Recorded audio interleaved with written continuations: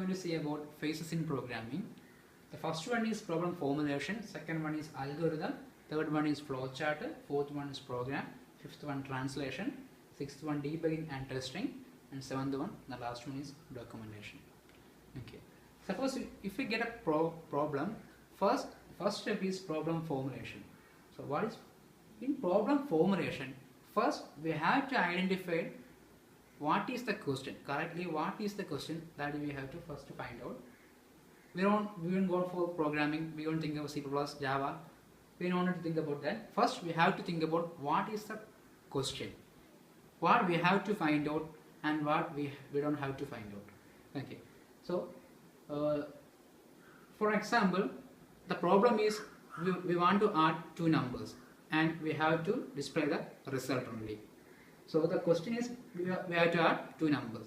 So in problem formulation we have to identify how I can solve this problem, in what manner. Okay, if I got one solution, we should not stop there. We have to go for alternative method. Then after that we have to check for which one is proper, which one is good, and after we choose one method for. Then in problem formulation we have to identify what are the input we should get from the user. Here the question is add two numbers. So now we don't have the numbers, so the two numbers should be input from the user. So there are two input are there. And output, how many output? Here we want to display only the result, so there is one output. So here there are two input and one output, and these kind of things that comes under problem formulation. Okay, then comes the second step, that is algorithm. So we got the problem and we got an idea to how to solve the problem. Even though we know how to solve it, the solution will contain many steps. Okay, simply we say we want to make a tea. We know how to make a tea, but for making a tea there are several steps that should be undertaken to complete a tea. So in algorithm we are forming the step-by-step methods to solve a problem, and we are writing the step-by-step method to solve it. Okay, while writing an algorithm we should not think about the programming level, that is we should not think about the C++, Java and all. So we just simply write the step-by-step methods to solve the problem. Okay, so here the question is add two numbers. So the algorithm will be first steps. Step 1, starting. So step 1 always be start. For every algorithm, for every question, the step 1 will be start. For step 2, our question is add two numbers. First we have to input two numbers. So simply write input A, B. For the two numbers we are representing A as and B. And the third step is we need to add these numbers. Add A plus B. Before that we are using another variable, means the step-by-step method to solve the problem. Here we have wrote the algorithm for adding two numbers.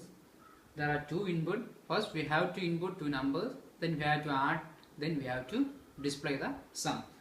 For the first step, for every algorithm, the first and the last step will be start and stop. Here the first step is 1, then comes the step 2. In step 2 we have to input two numbers, that is A and B. In step 3 we are adding A and B, then we are storing the result in C. Then step 4, display C. Since we got the sum in C, we are displaying C. So our aim is complete. We have to input two numbers, display the sum. So our problem is solved. Then comes step 5, that is stop. Okay, so algorithm we completed algorithm. The next step is flowchart. Okay, this is a simple program. So when we look at it, we can simply identify what is this input, output, processing, everything. But we are dealing with a very high problems, the algorithm will be comes under 2 or 3 pages. So while simply looking, we can understand anything. So we are going for the flowchart. So flowchart means the pictorial representation of algorithm is called a flowchart. Okay. This one is an example of a flowchart. The flowchart is derived from the algorithm. This one. Okay. In flowchart, we are using different symbols to indicate different functions. First, start. For start and stop, we are using a rectangle with a round head. So this symbol is used to indicate start or stop. Then comes input AB. This symbol is parallelogram. Okay. So for input and output, we are using parallelogram. Okay. Then come a rectangle.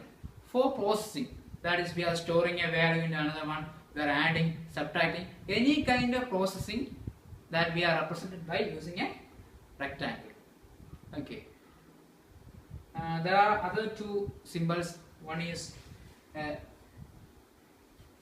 rhombus and another one is called a connector. Since we don't need these two here, I didn't draw this. Okay. Another symbol is this arrow symbol. This arrow symbol is used to indicate the flow of program. First step is this, then comes second step, then comes next step, then comes next. So it is used to represent the flow of program. Okay, it doesn't mean to be straight.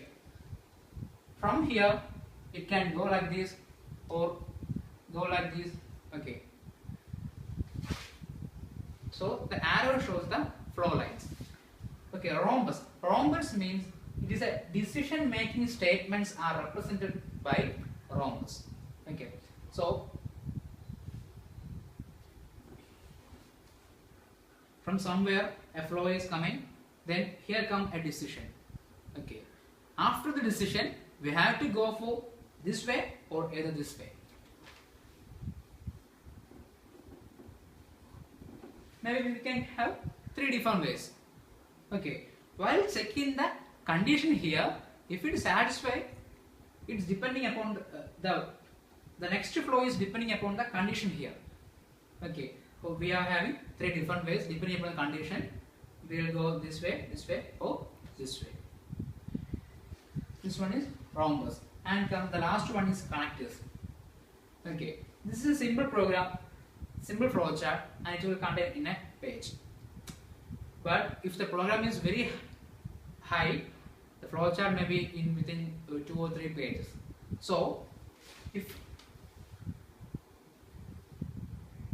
this is the end of the page, suppose, that is, these things are one page and we have to draw the rest in the next page.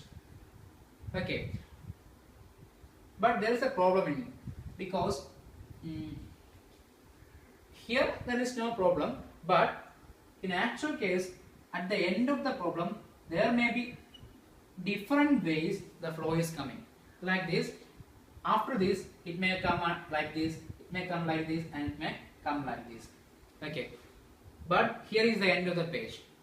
While taking the next page, we can simply write the rest like this, rest of this simply.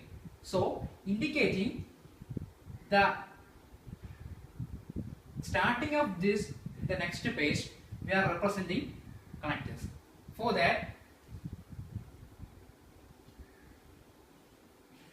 for representing a connector, we are using a round with an alphabet in it and an arrow. Okay. So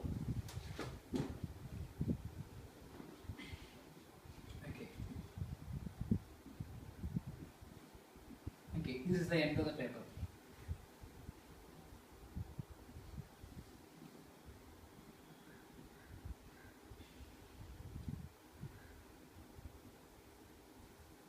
This is its remaining. We want to connect this to this. For that, we are, before closing, we are drawing around and putting an alphabet A. Okay. And here, while receiving, we draw a round here and A. So we can identify this is the same. Like this, B, B, C, C. Okay, so we are able to connect these two. This is flowchart. And the next step is program. After algorithm and flowchart, we know how to solve the program, we know what are the inputs, we know what we have to display, we know what is the process we have to take in. So the next step is program. That we help C or C++, Java in its software, okay, programming software. After completing the program, step by step, the next step is translation. We already know what computer conversion only binary language, but since we don't know the binary language, we are writing in our own language, C or C++, Java, etc. Okay, so it is a low level language. So since it is in lower level language, we have to convert this lower level language into high level language so that the machine can read, and this is come under translation. For translation, we are using compilers. The next step is debugging and testing. If you are writing a program, there is a chance of error may occur. So we have to, before completing the program, we have to check for the errors. And this checking the debugging means checking the error in the program. Okay. If the error is 0, we are completed the program. And the next step is documentation. In the documentation step, we are writing the program, and maybe some other person may test our program and may change the steps in it. We are simply writing the program and given to them, and if they want to change, they can change. So we need to specify the logic that we used in the program so that they can identify the program. For that, we are using the